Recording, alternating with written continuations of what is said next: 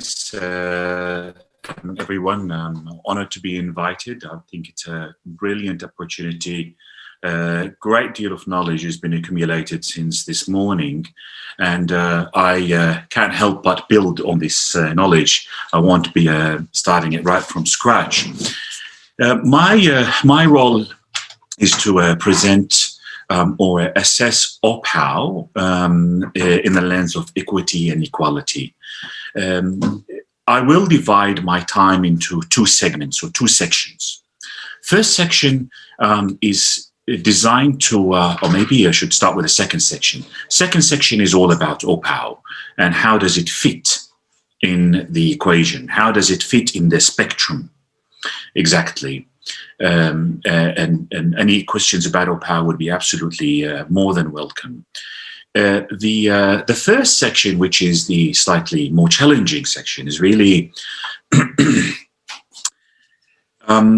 providing some definition about the word equality and the word equality. And don't worry, everyone, I'm not going to bore you with an actual recitation of this is what it really means.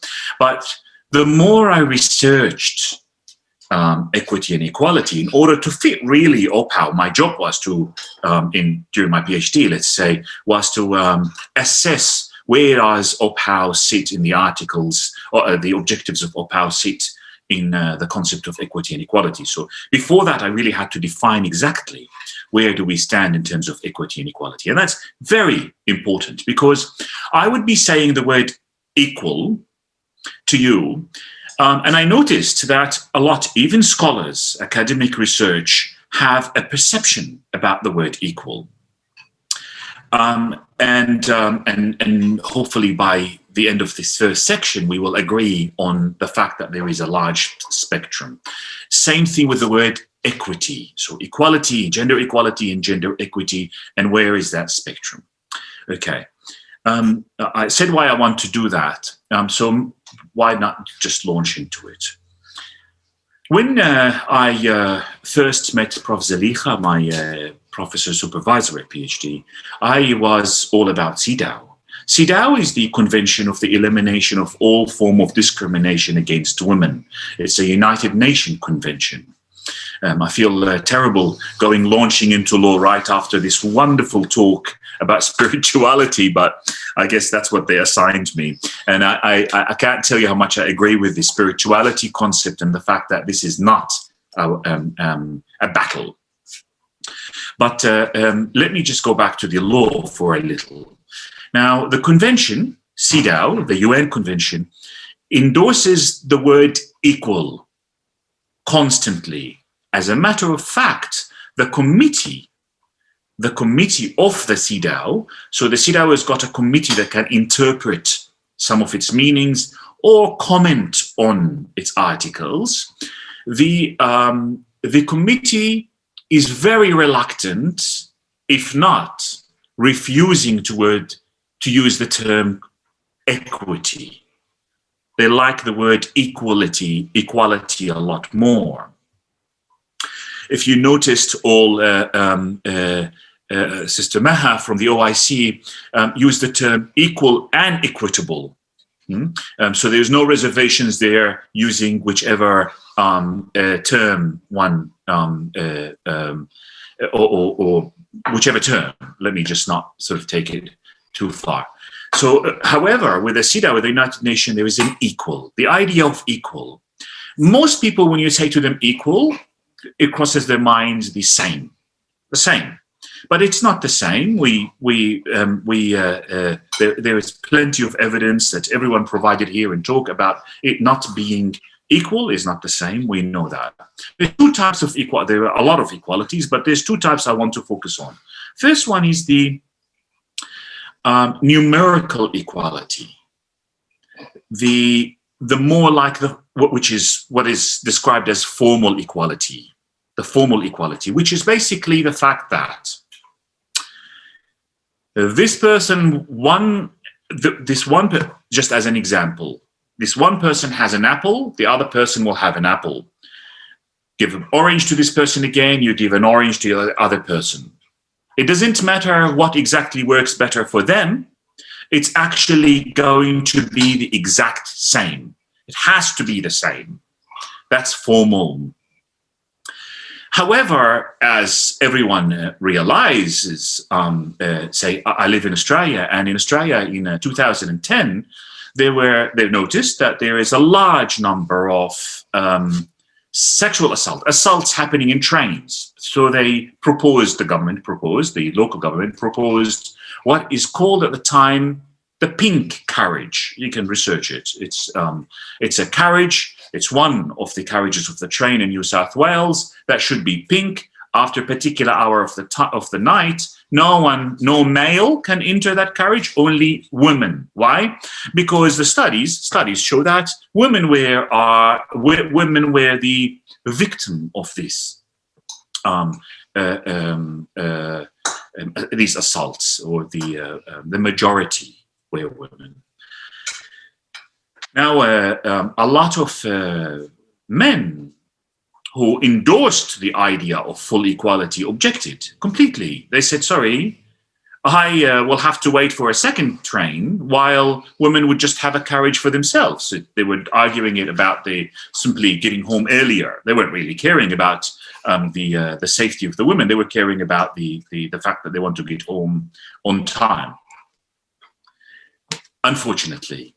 Now, for that, we have something called substantive equality, which a lot of people mix it up with equity. And here I am going through the boring part, simply because if I go on saying OPAAW endorses equity, it endorses equality, etc., there's so many different meanings for that. And we need to realize what's the spectrum first before we place OPAAW on that spectrum. There is a formal equality, and I think Islam endorses in great deal of its teaching a formal equality. For instance, in the spirituality concept, we're all equal in the eyes of God. And then someone throws in a small question about the law, and then suddenly we'll just have to change the answer. So formal equality or numerical equality is one. There's another one which is substantive equality, which is more like the very, very common picture of three guys wanting to, or girls, or three people wanting to look over a fence in order to watch a match. Stay with me, this example, I'm going to take a little bit further. It's actually quite important.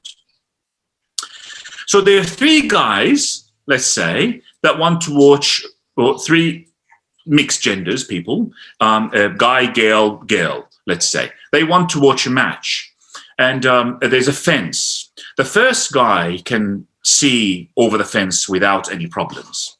The second guy needs a small lift, just a tiny little bit, a box. Boxes. Now, in the formal equality, obviously, we know that that won't work. Giving them all one box will result in the first guy he sees the match anyway. The second person will see the match. The third person still will not see the match. So the formal equality here fails us. Then we go into the substantive, the idea of substantive equality, which is, hold on a second, that's fine. What we will do is we will give the first person no box, second person one box, and the third person two boxes. Here, the results matter. And the results are that three of them will watch the match. Okay. I have asked numerous people that are endorsing CEDAW. I asked the committee themselves, I asked people in the committee, why are they reluctant to endorse the word equity? It's because, and I'm posing a problem here, and I realize it's a problem. It's because equity at times can mean that one person doesn't have to watch the match. Meaning, there are lots of justifications by some Islamic scholars that say No, no, no, no. We don't need to give, if there's a guy watching a match and a lady watching the match, we don't even need to discuss the actual watching of the match. She can go home. She doesn't need to watch the match. Her place is not watching the match. So I don't even want to discuss the idea of giving her a box. And then there's an argument of why would you not give her that? Naturally, then there is a scripture argument and a detailed scholarly work of are they allowed to, are they not allowed to, what's their position of the society, etc. This is where, in my humble opinion, discrimination happens.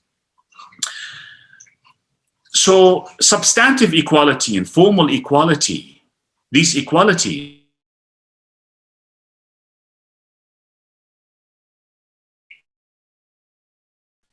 the final result will have to be watching the match.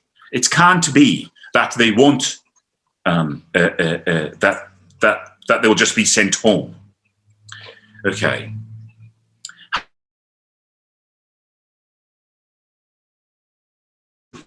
That women in Muslim societies come across, and they're told it's not about equality, it's not about substantive equality, it's not about equity, it's about go home. Such as the issue raised in the morning with the wilaya, such as the definition of nushuz, as was also raised in the morning,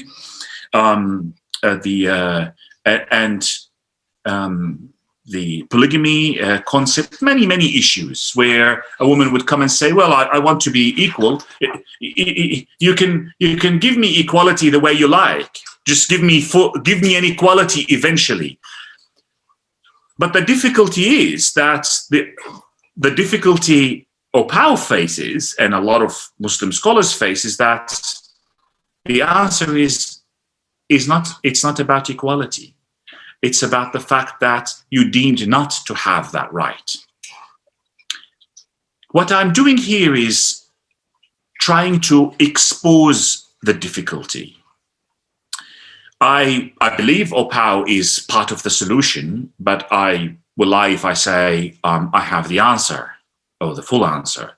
The full answer will have to be with scholars who are very well trained in Islamic jurisprudence and maqasid, and also a movement. Women have to take on these questions. And it doesn't mean take on means tackle them to change them. In fact, just to find a satisfying answer.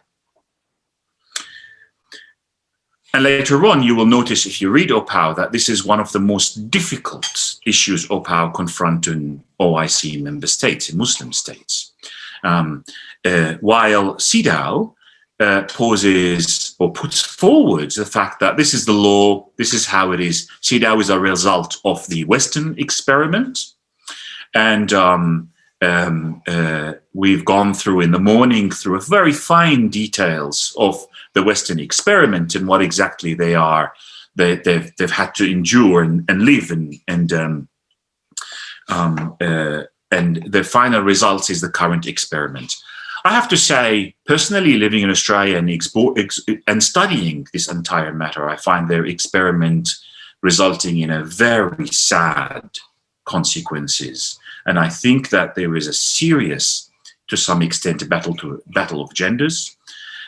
There is a second side of this entire battle, is basically coming to the reality that equity may be the way to go. And you will even hear from very strong feminists coming up with this term in the Western world. To is my I would love to get into a lot more details, but I realize I'll get shot if I continue that much technicalities. I will summarize by saying that while we say equality, and equity, sometimes we don't necessarily define the very final end of what we want. Is it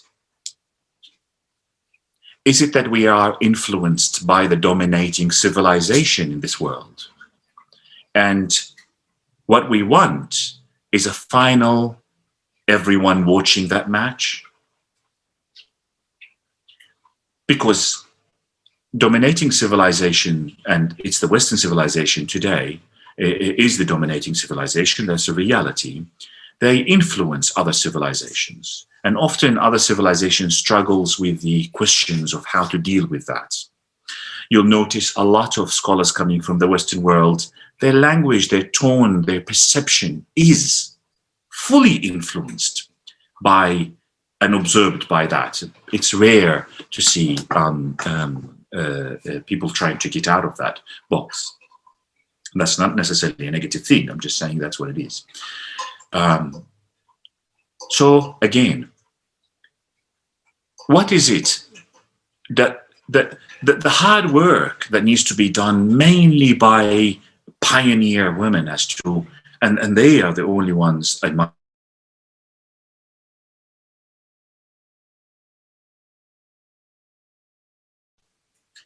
Is it that we want an absolute formal equality? Do we need to be in that match? Do we have to be in that match? Is that one of our rights? Is it so necessary in that match?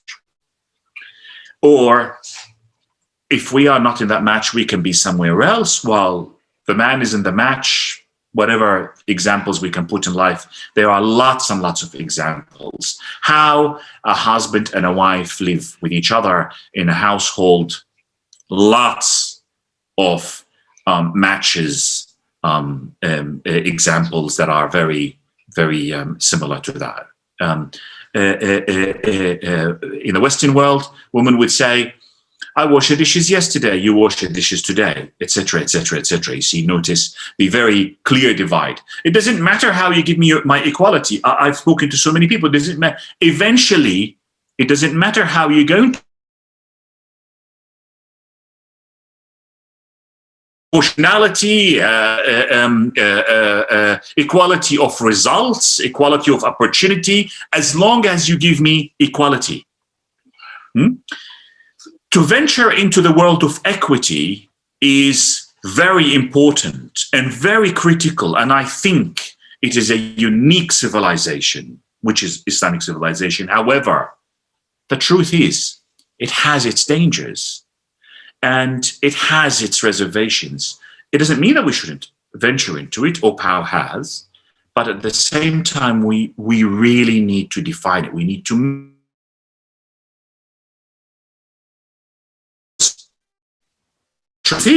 equality, equity, without necessarily a safeguard. It is open for abuse. Okay. So now when I say equal and equitable, this is exactly what I mean. OPAAW, let me just say a quick word about OPAAW. OPAAW is the OIC plan of action for the advancement of women. It is a very unique document. And by the way, that is a document that is signed by 57 foreign ministers. I am astounded that it's not one of the most famous documents in this world, or in the Muslim world at least. I'm astounded that no one knows about it, as a matter of fact, and saddened by that. And that's why I appreciate so much the opportunity for me to be able to come and speak about it. We're talking about 57 nations signed 9 objectives. 9 objectives followed by sub-objectives, similar to the idea of article and sub-article, and it has they call introduction, a preamble, and it has a conclusion. It is a fascinating document, in my opinion. It's a document that maintains as much as possible the balance between equal and equitable, while taking into consideration international forces and documentations and the OIC member state societies. Now, that is one humongous task. And that's why it will take some time probably for it to go forward. OPAAW, so the OIC Plan of Action, has 9 objectives. They cover health, and in health, no mention of equal. No need to mention equal. Why equal? Women have different issues as men. You have a protection of women during from violence. Unfortunately, the reality, the very saddening reality, is that men tend to be more violent than women. Or although there is a study that says, there's a strange study that says and comes to women are more violent. I think I would rather be abused by a woman if that's a valid study. I don't think it is. It covers the protection of women from violence, and it covers in 3 of its objectives. 3.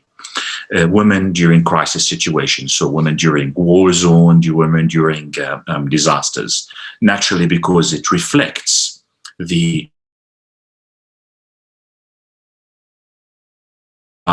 if you look at CEDAW, if you look at the other document, the United Nations documents, there was no mention of that. There was mention of violence. Much later they added it, but there was no actual mention of the crisis situation. It talks about women in education. All up, I think it mentions the word equal or equal between men and women 9 times in the entire OPAAW. And it's fascinating simply because the way it equates it is in a very equitable way. So it says equal access to. And again, I will spare you the technical details. There are the analysis is hopefully being published by Oxford very soon, but for each objective and its sub-objective. But it covers education, and in education, it does not hold back. OPAAW does not hold back at all about giving women full and proper and equal access, if that's the word that satisfies people in gender war. And this is what I loved about the document as well. And this is what I loved about the staff and I met in OIC in Jeddah. I took some time there to examine some of my study, and I didn't feel the tension, the sense of war between the genders that I felt, quite frankly, when I was examining in the university here in New South Wales and many other discussions that I had with committees in Jordan and other countries. Economic empowerment. Rather controversial, but it also is it's covered in OPAAW, it's covered in an objective, and it's covered in another, I think, 8 sub-objectives after it, giving women equal access. I invite you all to have a look at it, and hopefully we'll be able to link to the committee, to the proper commentary or analysis of it soon. I think... Muath, you have a few more minutes, I think 3 minutes. Okay, no problems. I have to also only cover 2 more objectives, which is the social protection, and this is an intriguing statement here. This is in OPAAW. This is the most outstanding statement that I found the closest in taste to equal as CEDAW does, which is in sub-objective H. And finally, in decision-making and participation, which is the first objective, it also gives women full and effective participation. Rating, now, to summarize, when we look at equal, there is not only one equal, and there is also a venturing into equitable. If I am to use this spectrum, we are looking at a document, OPAAW, the OIC Plan of Action, a document that strikes a balance between the numerical or the formal equality, the substantive equality, and, believe it or not, equitable. And that is a document, I think, is a good start for a lot. I mean, I've heard during the morning a lot of a lot of scholars calling for further research about women's rights and going further with study of equitable studies. I think that is a fantastic document to start with. I hope that helps. Thank you.